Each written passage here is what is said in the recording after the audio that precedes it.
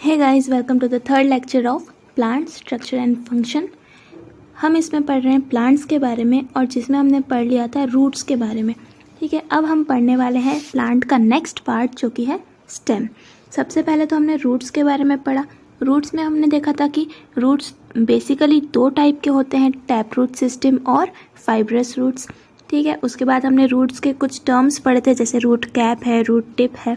अब वैसे ही हम स्टेम की स्टडी करेंगे, उसके बाद हम लीव्स और बाकी स्ट्रक्चर्स की भी स्टडी करेंगे। तो देखते हैं स्टेम क्या होता है। पहले इस फिगर को देखते हैं। अब यहाँ पे आपको स्टेम का फिगर दिया हुआ है। स्टेम क्या होता है, मान लीजिए ये कोई प्लांट है, तो प्लांट का ये जो प्लांट उग रहा है ये हो गया प्लांट का मेन स्टेम और नीचे का जो पार्ट है वो हो गया प्लांट का रूट। हमने स्टार्टिंग में देखा था कि जब हम सीड को ज़मीन में बोते हैं तो क्या होता है, मान लीजिए ये सीड है, इसको हमने ज़मीन में लगा दिया तो इसमें से दो स्ट्रक्चर्स बाहर आते हैं जिन्हें हम क्या कहते हैं, रेडिकल और प्ल्यूम्यूल। तो जो नीचे की तरफ होता है उसे हम कहते हैं रेडिकल और इसी से रूट ग्रो करता है। रेडिकल से ही क्या बनता है, रूट बनता है आगे चल के। और ऊपर की तरफ जो पार्ट होता है उसे हम क्या कहते हैं, plumule.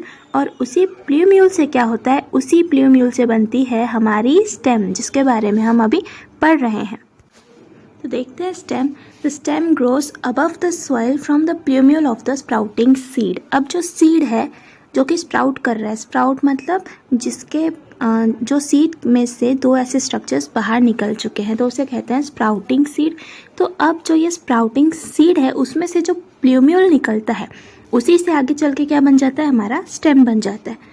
As the sprout grows, the length of the stem gradually increases too. जैसे जैसे ये स्प्राउट ग्रो करता है, जैसे जैसे वो जो स्ट्रक्चर बाहर निकला था वो ग्रो करता है, वैसे वैसे स्टेम जो है वो भी हमारा बढ़ता जाता है।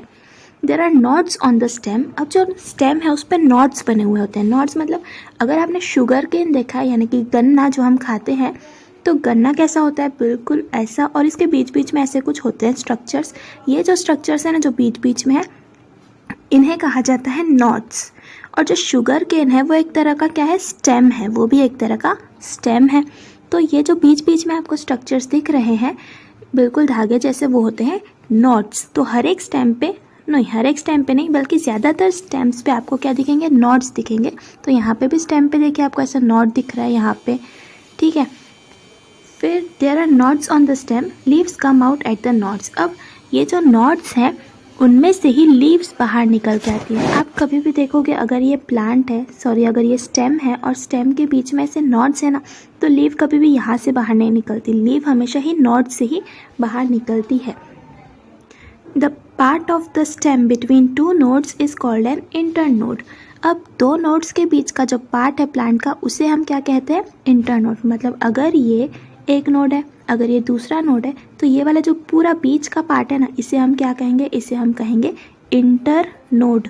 ठीक है, इंटर मतलब बीच में और नोड मतलब तो आपको पता ही है, जो ये दो लाइन जैसे स्ट्रक्चर्स हैं उन्हें हम नोड्स कहते हैं।